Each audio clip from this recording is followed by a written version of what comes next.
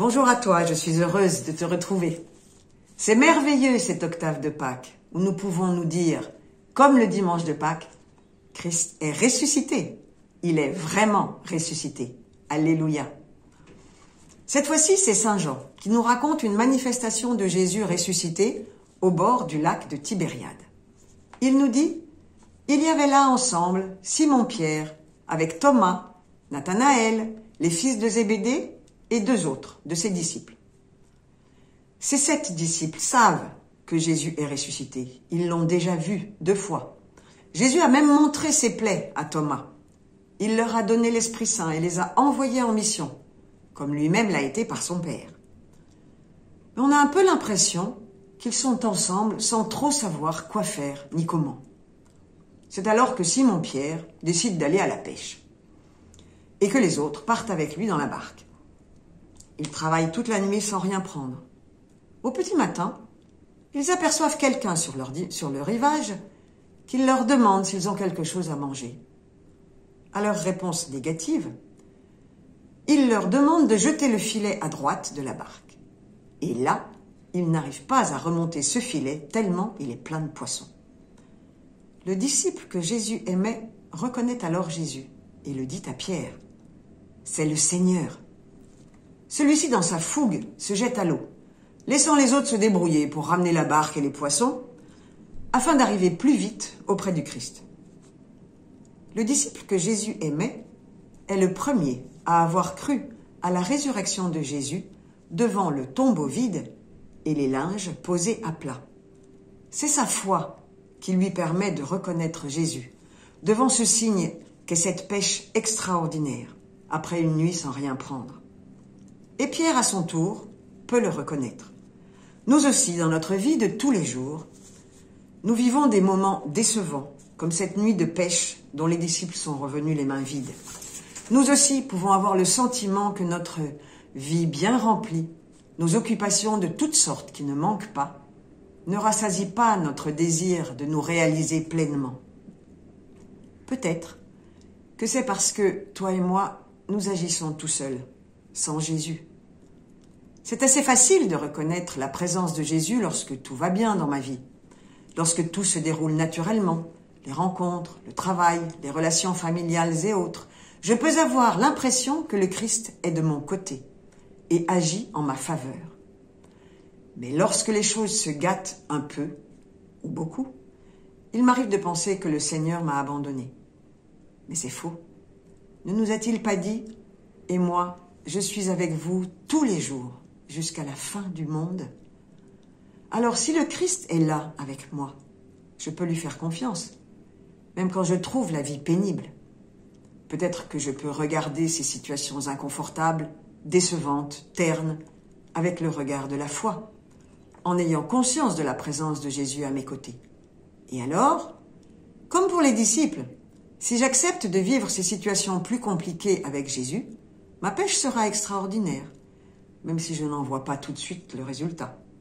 Mon travail, mes occupations, mes relations porteront du fruit pour les autres et pour moi. Car comme le dit saint Paul, tout concourt au bien de ceux qui aiment Dieu. Et comment faire pour retrouver cette présence de Jésus? Tout simplement en prononçant son nom. Ce nom a un pouvoir extraordinaire. C'est le nom qui est au-dessus de tout nom. Saint Pierre le dit lui-même dans la lecture du livre des Actes. C'est par le nom de Jésus que cet homme se trouve là devant vous, bien portant. Aucun autre nom n'est donné aux hommes qui puissent nous sauver. Alors, quand nous sommes perdus, que ce soit à cause de nos faiblesses, de notre péché, ou des faiblesses et du péché d'un autre, murmurons ce nom. Entraînons-nous à le dire et à le redire en toute occasion. Petit à petit, nous verrons notre regard changer. Et cela se fera de plus en plus rapidement. Je peux dire qu'il y a quelque temps, cela me prenait plusieurs jours, même plusieurs. Maintenant, je regarde autrement la situation dès le lendemain, quand c'est pas trop difficile. Et je ne désespère pas d'y arriver encore plus vite. Et comme le disciple que Jésus aimait, nous pourrons dire, toi et moi, c'est le Seigneur. Je pourrais dire, c'est le Seigneur qui m'a aidé à accueillir cette critique avec le sourire. C'est le Seigneur qui m'a donné la force de demander pardon. C'est le Seigneur qui m'a relevé et m'a encouragé à terminer ce travail pesant, etc., etc. Tu peux, comme moi, penser à plusieurs situations où Jésus t'a permis d'avancer. Notre témoignage de foi dans l'action du Seigneur dans notre vie est très important. Nous ne sommes pas seuls à vivre cette aventure de la foi. C'est une expérience partagée. Nous devons apprendre à nous dire les uns aux autres les fruits que la foi nous fait produire. Notre témoignage peut aider quelqu'un à oser se jeter à l'eau dans la confiance vers Jésus. Et c'est cette rencontre avec Jésus qui illumine nos vies. Elles restent les mêmes vues de l'extérieur, mais plus rien n'est pareil. Jésus est là. Il faut juste que je m'en souvienne et ne le laisse pas seul dans mon âme, comme le dit la bienheureuse Élisabeth de la Trinité. Je te souhaite une bonne journée, vécue avec Jésus. Au revoir et à bientôt.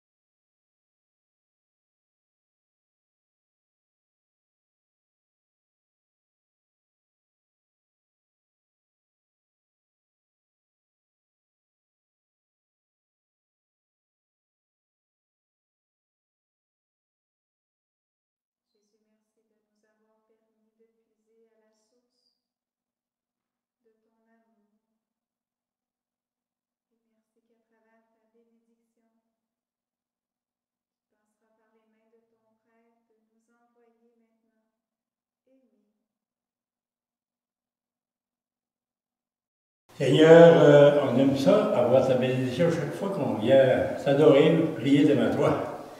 Alors, tu envoies, Seigneur t'envoie en mission. Autrefois, les 72, c'était nos ancêtres qui sont partis. Jésus avait dit, guérissez les malades, chassez les esprits mauvais, et allez. Ils sont partis, puis ils sont venus tout heureux d'avoir vu les merveilles que le Seigneur avait faites, comme pour les apôtres. Alors, il t'envoie en mission. À ce moment de la bénédiction, je vais demander que le Seigneur t'accorde les mêmes grâces que les 72 premiers qui sont partis en mission, afin que tu reviennes tout heureux ou heureuse d'avoir vécu les mêmes événements que les apôtres, la même voie, que les disciples ont vécu cette semaine-là. Au nom du Père et du Fils et du Saint-Esprit. Amen.